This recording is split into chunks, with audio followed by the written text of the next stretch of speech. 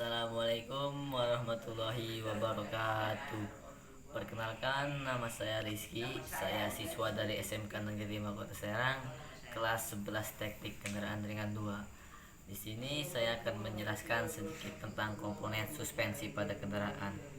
Suspensi adalah sebuah rangkaian komponen yang berfungsi menyerap getaran yang ditimbulkan saat mobil berjalan di atas permukaan jalan. Tujuan sistem suspensi adalah untuk mencegah agar bodi mobil tidak bergetar saat melintasi permukaan jalan, sehingga menambah aspek kenyamanan berkendara. Secara singkat, seperti di atas, pengertian dari sistem suspensi baik pada motor dan mobil.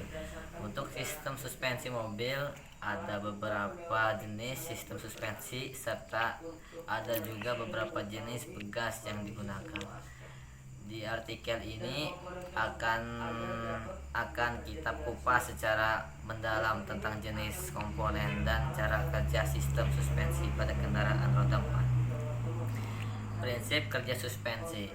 Prinsip kerja suspensi yakni dengan memberi sekat antara bodi dengan roda, di mana sekat tersebut memiliki daya elastisitas sehingga gerak mendadak pada roda ini tidak akan mempengaruhi bodi kendaraan. Dan sistem suspensi berperan sebagai sekat tersebut. Komponen utama sistem suspensi adalah pegas. Pegas merupakan komponen yang terbuat dari baja elastis yang kuat. Daya elastis pada pegas ini dimanfaatkan untuk menyerap semua getaran pada permukaan jalan. Meski demikian, pegas tidak bisa bekerja sendiri dalam sistem suspensi. Tetap ada beberapa komponen tambahan yang mendukung kinerja pegas, di antara lain 1. Lengan suspensi. Lengan suspensi ini berfungsi untuk menghubungkan roda dengan chassis mobil. Lengan suspensi dibuat dengan engsel sehingga bisa bergerak secara vertikal. Gerakan ini akan memungkinkan roda bergerak ke atas atau ke bawah sesuai beban yang diterima. 2. Shock absorber. Sesuai namanya, shock absorber berperan sebagai penyerap kejut pada sistem suspensi. Memang pegas menjadi komponen utama sistem suspensi, namun kelemahan pegas yakni memiliki daya balik yang sama ketika ditekan, sehingga meski getaran tidak ada, bodi mobil akan mengalami oscillasi atau bergoyang. Untuk mengantisipasinya, ditekanlah komponen shock absorber yang dapat mencegah pergerakan pegas secara tiba-tiba. Shock absorber ini akan memberi efek suspensi yang lebih keras, namun sangat stabil karena menyerap kejut. 3. Stabilizer. Sesuai namanya, stabilizer berfungsi menstabilkan bodi kendaraan ketika terjadi efek suspensi. Secara simpel, ketika mobil belok, maka mobil akan condong ke arah luar karena terkena gaya sentrifugal, dan akibatnya mobil dapat terguling. Namun dengan adanya stabilizer, hal itu bisa diatasi. Apakah hanya 3? Tentu tidak, karena masih banyak komponen di dalam sistem suspensi. Namun komponen-komponen tersebut digolongkan dalam jenis suspensi yang berbeda, sehingga kita bahas komponen lanjutnya pada bab jenis suspensi di bawah. Jenis-jenis suspensi pada mobil. Secara umum ada 3 jenis suspensi pada mobil, yaitu 1. Suspensi independen atau bebas, di mana roda kiri dan kanan tidak terpatut dalam satu garis kaku. 2. Sistem suspensi dependen atau rigid, di mana roda kiri dan kanan terletak dalam satu poros yang kaku. 3. Suspensi semi independen, merupakan kombinasi dari rig akre dengan suspensi independen. Meski demikian, dalam dunia otomotif jenis suspensi digolongkan lebih spesifik, di antara lain 1. Suspensi Matterhorn. Suspensi McPherson adalah jenis suspensi depan yang paling banyak digunakan saat ini pada kendaraan-kendaraan ringan atau MPV, hatchback, sedan, mini SUV. Tipe ini tergolong independen suspension karena antara roda kiri dan kanan tidak saling terpaut. Tipikal suspensi McPherson ada pada desain yang cukup simpel namun memiliki kualitas yang tergolong sangat baik. Karena tergolong suspensi independen, jenis ini mampu menyerap getaran jalan dengan cukup baik. Selain itu, semua komponen pada McPherson juga tidak terlalu memakan ruang, sehingga cukup pas untuk kendaraan-kendaraan kecil. Komponen pada suspensi McPherson antara lain: 1. Pegas coil.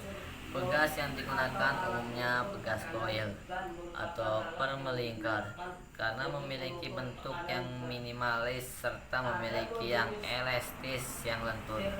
2. Shock absorber terletak di dalam pegas coil. Dengan kata lain, pegas coil dan shock absorber terletak dalam satu unit komponen. Lower ARM berfungsi sebagai lengan suspensi di mana komponen ini akan menghubungkan bagian roda dengan bodi mobil. 4. Ball joint merupakan engsel 360 derajat.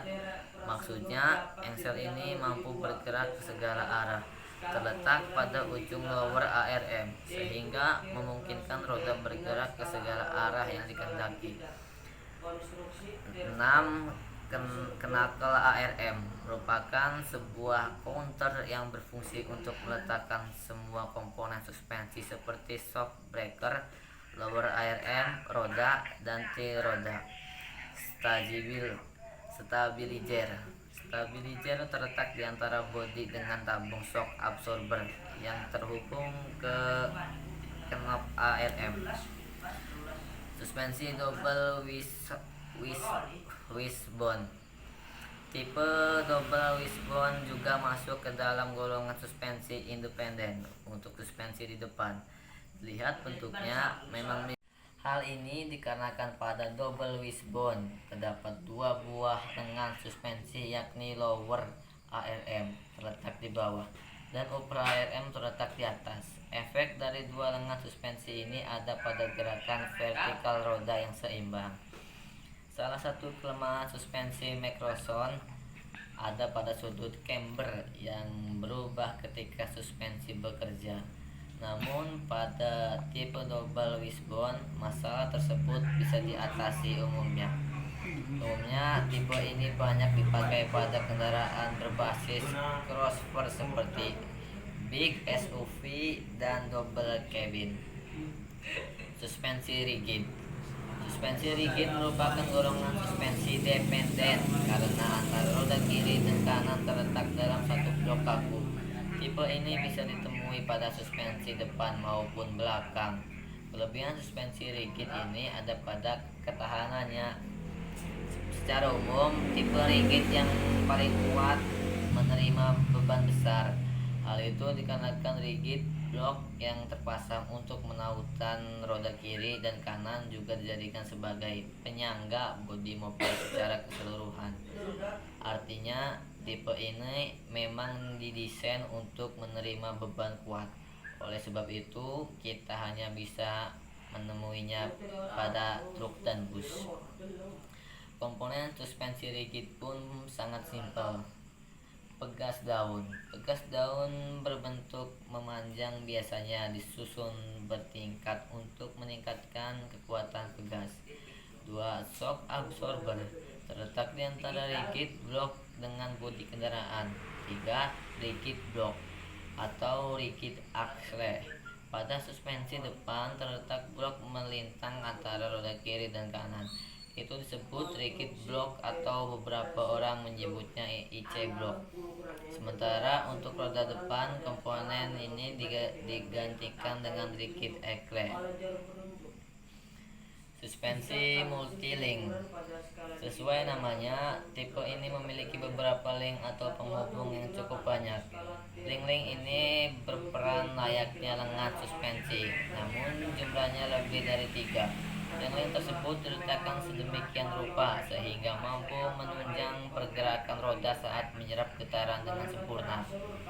Meski banyak, link-link ini berukuran cukup kecil sehingga tidak terlalu memakan banyak uang.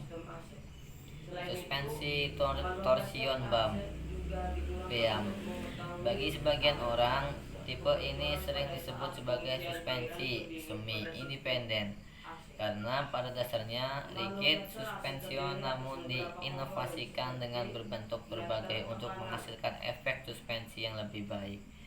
Pada tipe rigid, berbentuk rigid block hanya memanjang. Namun pada torsion beam, bentuk rigid block seperti huruf H, sehingga banyak orang yang menyebutnya H-shaft suspension. Bentuk seperti ini akan menyebabkan ayunan roda yang agak terbatas di antara kiri dan kanan, sehingga kenyamanan berkendara pun. Macam-macam pegas yang sering dipakai pada suspensi mobil. Saat kita berkendara di jalan yang bergelombang, getaran tersebut akan sangat terasa. Hal itu akan menyebabkan berkendara menjadi tidak aman dan tidak nyaman. Namun hal itu dapat diatasi dengan adanya sistem suspensi. Sistem ini akan menyerap guncangan agar tidak langsung ke bodi. Selain berfungsi menyerap guncangan dan getaran permukaan jalan, sistem suspensi juga membantu daya pengeraman. Pada umumnya, sistem suspensi dibagi menjadi 2 tipe, yaitu dependent rig dan independent bebas.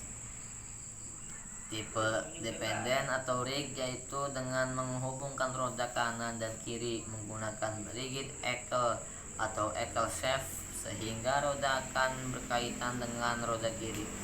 Tipe ini sangat cocok untuk mobil yang berurusan dengan beban berat, namun kurang dalam segi kenyamanan. Tipe ini bisa dipakai pada truk dan bus.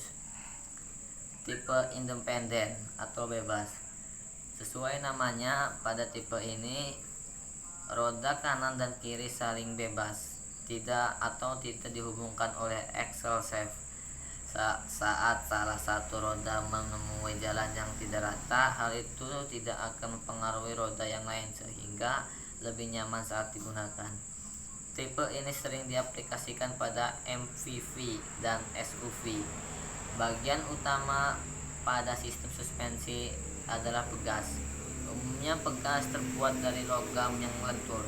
Namun selain menggunakan logam lentur, pegas digantikan oleh kantung udara atau bisa disebut air suspension. Semua ini lebih lanjut, sistem suspensi dibuat dari magnet. Macam-macam pegas yang bisa dipakai adalah 1. Coil spring, 2. leaf spring, 3. torsion bar spring, 4. air suspension, 5. magnet spring. Terakhir, ada jenis pegas terbaru yang terbuat dari 2 logam yang memiliki daya magnet. Suspensi magnetic memiliki gaya magnet. Mungkin itu saja yang dapat saya sampaikan. Kurang lebihnya mohon maaf. Wabillahi taufiq wal hidayah. Wassalamualaikum warahmatullahi wabarakatuh. I tried to stop, but I can't.